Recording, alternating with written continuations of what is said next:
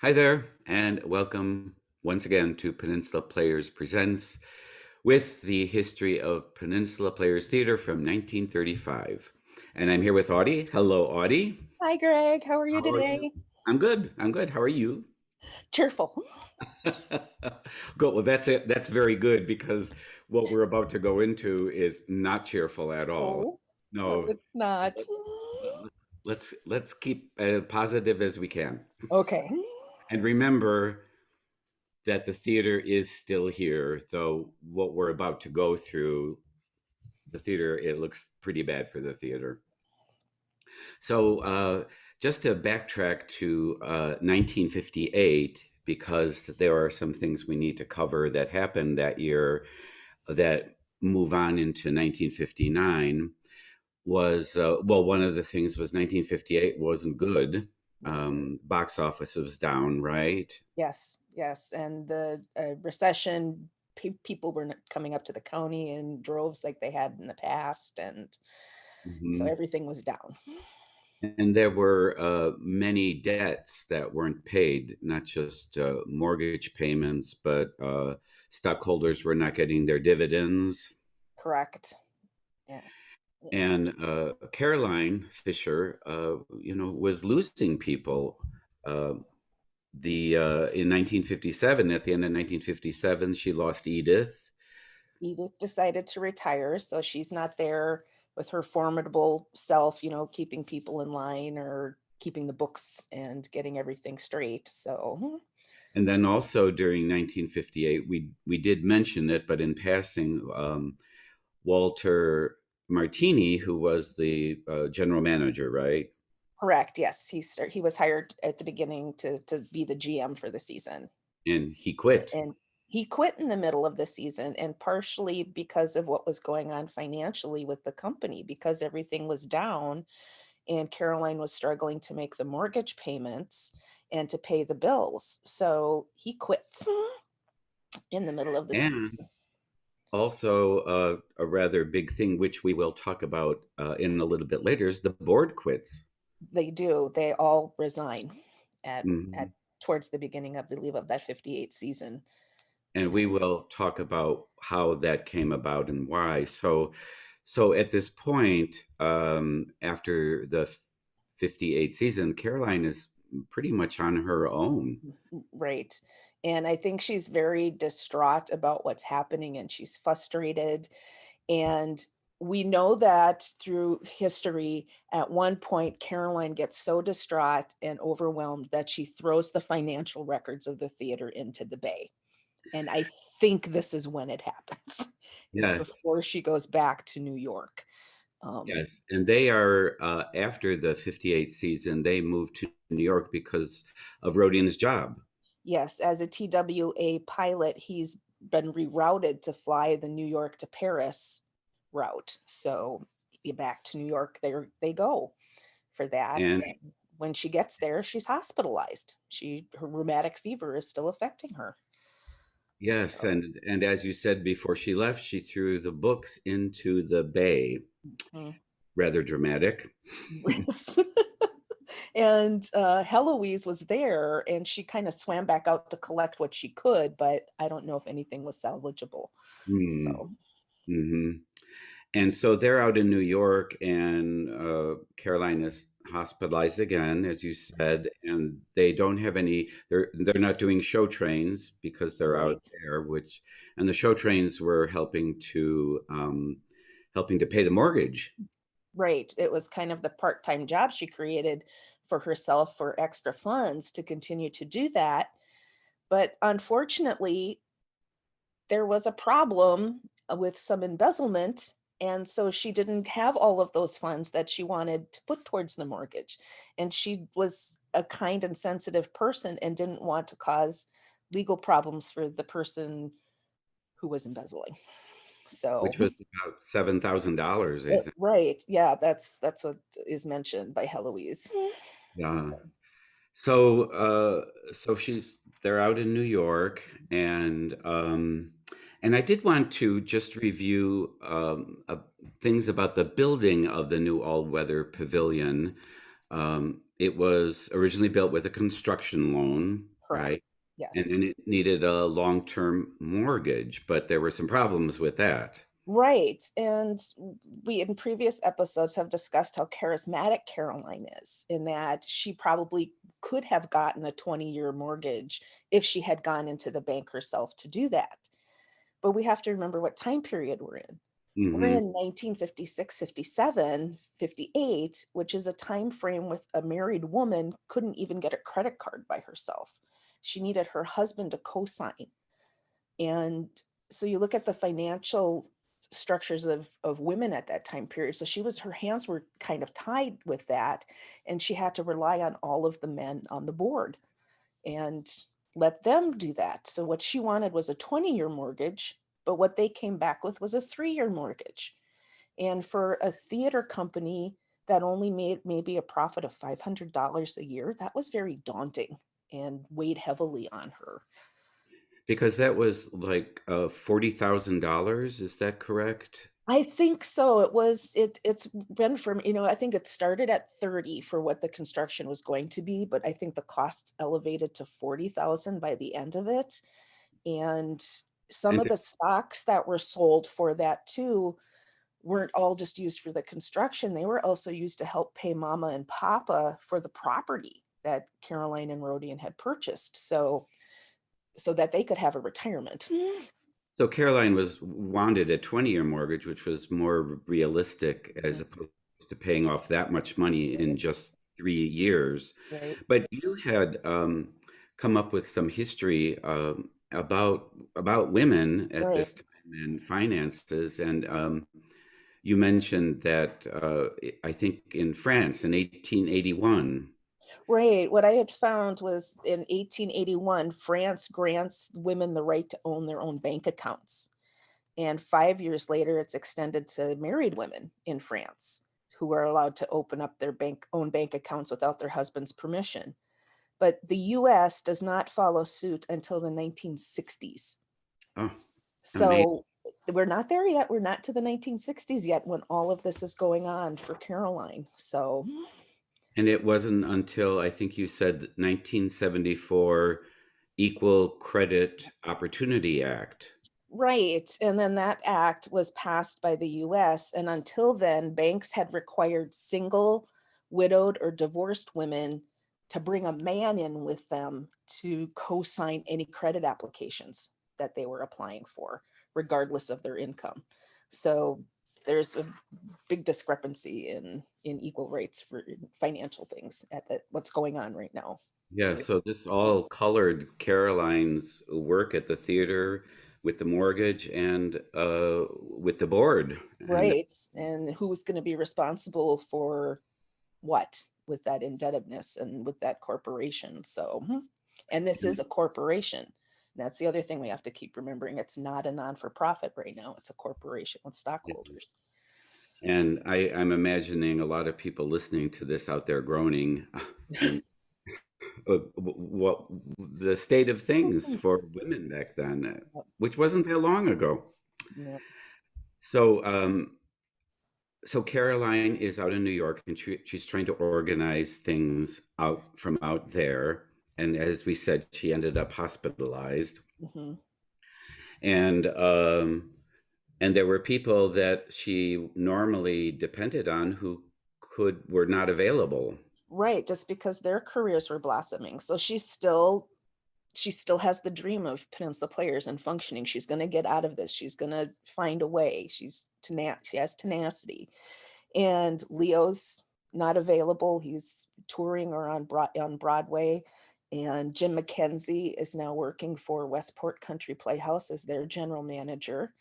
And Bill Munchau's off in Hollywood or off and around doing his thing. So she's then reaching out to people now, maybe in New York. And from Heloise's recollections, I ran across the name Joseph Papp and I stopped and I reread it again. And I went, really? Joseph Papp?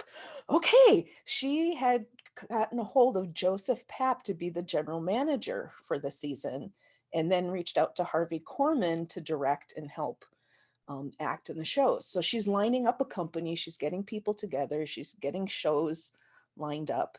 She's got a plan for the season. And this is all February, January, February of 59. of 59 while this is happening. And a little background on Joseph Papp at that time was this was when the free Shakespeare in the Park program. So he had started a festival of free Shakespeare plays to offer in Central Park. Mhm. And at that time, he was being scrutinized by the Parks Commission because they felt he should be charging admission because of the damage and waste and things there. But the biggest reason that he was under scrutiny was because the previous year, while working at CBS, he was brought before a Senate commission to testify about his activities, perhaps with communist ties, and he pleaded the Fifth Amendment and was fired from his job and was in arbitration to get that job back. So there's all this political stuff going on with him. So he's a producer. He did the national tour of an Arthur Miller play. He was the stage manager for that as it went across. So he's active in theater, and knowing Caroline and knowing she's in New York, she's going to reach out to a fellow producer who's facing problems and facing bankruptcy of this free Shakespeare in the Park that's going on. So, she indeed got in touch with him, and we'll let you know in just a few minutes how that turned out. And as you mentioned, Leo, he was doing Anti-Mame, and he did some off-Broadway stuff, and then he did a national tour of Nina with Shirley Booth. Shirley Booth, yes. So he Right. was busy and he was active, and Yeah. so So then, as we go further into the spring toward the summer of 59, on March 19th, the Players is selected again for the Miss Universe pageant. yes, those lovely beauties to pick the Miss Universe contestant. So the committee votes and they're picked again to do that. And that's But time. But with 12 days later, after that runs, the first notice appears in the Door County Advocate that the Bank of Sturgeon Bay is filing a summons to Peninsula Players Theatre that they're in debt and that they need to pay their debts, and they have 20 days to reply to that. And so as Caroline is now considered the major stockholder and the only one operating the theater, it's all on her too.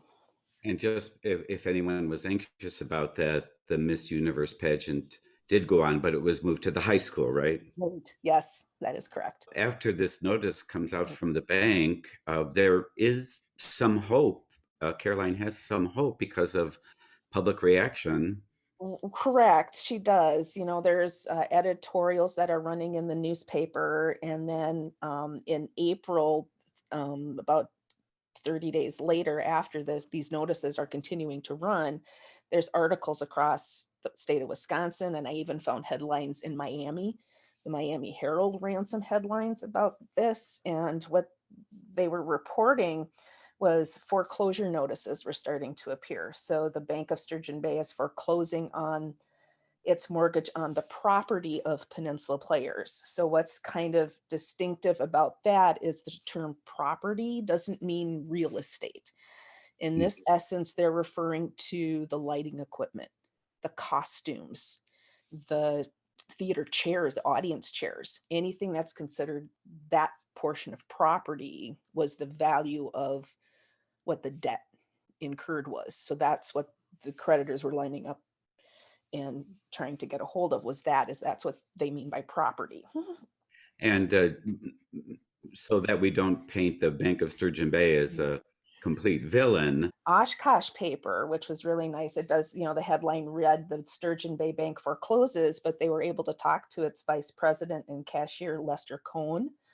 And he specified in there that we hope we will not have to carry this thing to the end. What we would like is to see better management of the theater. If it's managed better, we know we'll get our money. the theater has been very good for all of Door County, and we would not like to see it closed. And I And think that sentiment was throughout the county. You know, the newspapers supported, and correct, right, they did, and a lot of the stockholders were resort owners as well. A majority of the stockholders were people of Door County, Mhm. is what some of the articles reported too. So they didn't want to see the theater closed, and they were very supportive of that, and they were trying to figure out how to help and how to keep it there and keep it going. Mr. Herlash was trying to help. Yes, Mr. Herlash is also another vice president at the bank, and he was starting to have friends over to the house, other community leaders, and having conversations in their living room. And so his son Tom was sharing that with me, and he remembers people coming over. So there's a support in the community that there's for this to continue, and especially for the resort owners, because at this time there's not a lot of nightlife in Door County for nightlife activities. So it's still 1959, and within that time period, the Players is pretty much a highlight. And so they want to keep it open and Sure. the quality of work that's there. And also, the Chamber of Commerce was increasing advertising. They did. They were increasing because of the 58 season being so down. The 15, they were planning ahead and doing a little bit more advertising, sending out colored brochures. And Chan Harris had written an editorial that, we're expecting a big crowd this year. It should be a boom, and be positive and help the Players, support them, go see a show. That's the best way to support them. Yes. So I think with all of that happening, with that kind of community support, I think Caroling was feeling hopeful. She was feeling uplifted, and she felt this can happen, this can work. And I'm anxious to get there. So So of course, at the same time that the stockholders and the creditors, they're hounding, yeah, they're nipping at her heels at the same time. So yeah. So I'm sure she was quite anxious yeah. because she cared so much about the theater. Mhm. And then April 20th, 21st, they issued some headlines. They did. There was, and that's where those poor headlines of the villain of bank's gonna foreclose on actors, and bank becomes villain, and bank will foreclose started showing up everywhere. So there was all of that going on across the country. So, so Caroline is continuing to work on making all of this happen. I think she's trying to stay positive.